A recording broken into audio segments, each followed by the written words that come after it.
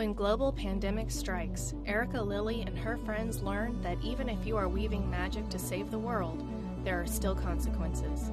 Stripped of their sole spirit guardian by the malevolent White Queen, the group is glamored into forgetting what really happened the night that they were used to open one of the 9 Ragnarok gates. Under the weight of the ensuing pandemic, a doomsday cult puts a bounty out on the heads of government officials and law enforcement, pushing the limits of average citizens into societal collapse. Hunted by the cult's leader, Brother Timothy, Erica must place her trust in the mysterious stranger Felix as they together work to stop the unspeakable evil unleashed upon the world of man. Join Erica and her friends, accompanied by her 2 dogs, Hansel and Gretel, as they embark in the ultimate fight for survival, while reality as they know it crumbles around them. The following is an excerpt from the book. Straightening from his bow, he took her hand and wrapped it in the fold of his as he escorted her inside. How pleasurable it is to find the beating heart of one of the courts in this place of blood and death. She barely noticed he was still holding her hand until he brought it to his lips and kissed it again.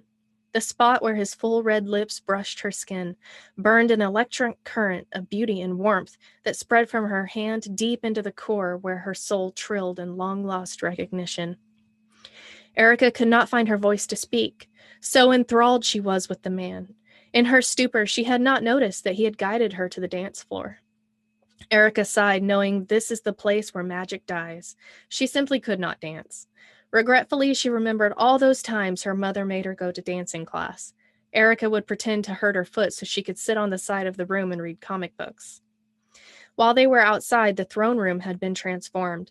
The queen's courtly formality went with the room, looking more like an upscale club where somewhere chic and exotic. In the background, a DJ spinning soft, haunting gothic music while couples danced. Still, in the room's darker areas, she noticed cat-like predation going on between the vampires and their human companion.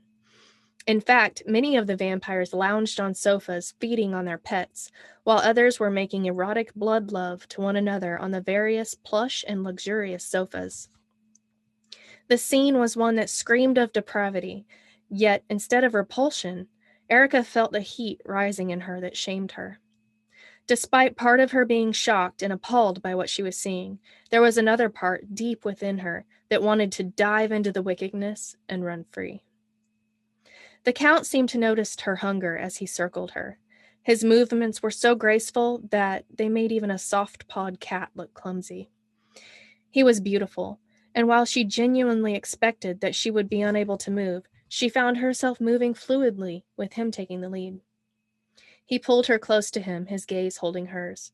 He smelled of lemongrass, citrus, and sandalwood, and somehow she knew his scent was no cologne or aftershave. It was how he smelled naturally.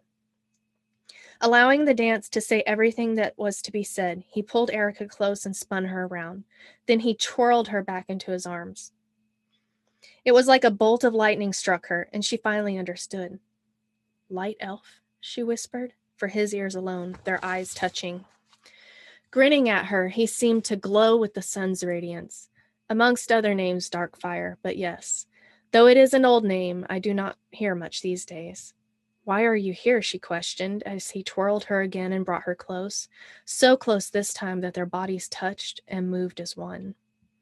"A slight misunderstanding has cast me out of the Shining Court for the time being, so I move around from the vampire courts until the Dark Court takes hold," he said casually, his focus instead steady in her eyes. It was like he could read all of her secrets, she thought, suddenly feeling self-conscious. "And you, what is it that brought you to this place of blood and death?" he whispered in her ear, as he brought her around in a deep spin. His mouth so close she could feel his breath on her neck. "If you were mine to look after, I would not have brought you here." Pulling her up from the dip, he turned his lips to hers. Too dangerous for one so pure. "Is that a nice way of saying naive?" she boldly asked, her hand lightly resting on the back of his neck. He laughed then, a deep and joyful sound. "Perhaps." The song had ended, and they were standing looking at each other, their hands still intertwined. The vampires watched them with curiosity and a sort of longing. Erica noticed that the queen was nowhere to be seen, her throne empty.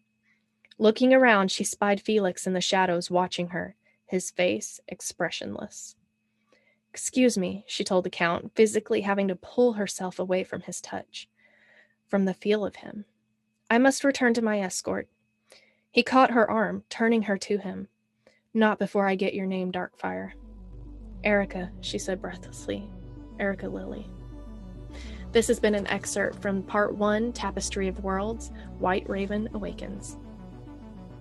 You can find Part 1, Tapestry of Worlds, The White Raven Awakens by Hadley Thorne on Amazon. It's currently free for Kindle Unlimited customers and just $2.99 otherwise. This is available in Kindle format and also paperback format. Links will be in the description. You can also pre-order the Tapestry of Worlds Running and Gunning version today. Don't forget to leave a review.